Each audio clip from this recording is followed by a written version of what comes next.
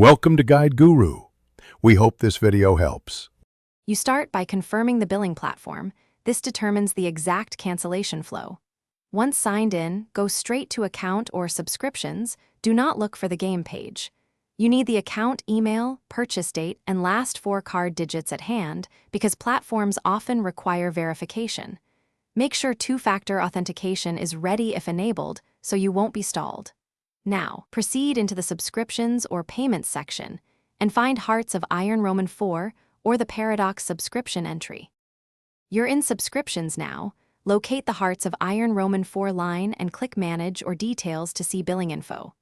Look for the next billing date and whether the service offers prorated refunds because that affects your decision. Choose Cancel Subscription or turn off Auto-Renew, and then follow every confirmation prompt.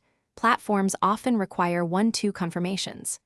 Once done, note the status change and any end-of-service date. If you see trial or discounted periods, double-check those dates before leaving the page. You finish by confirming cancellation. Expect an email and a status change in Subscriptions. Make sure it says Canceled or Auto-Renew off. If you want extra safety, remove the saved payment method from Payments.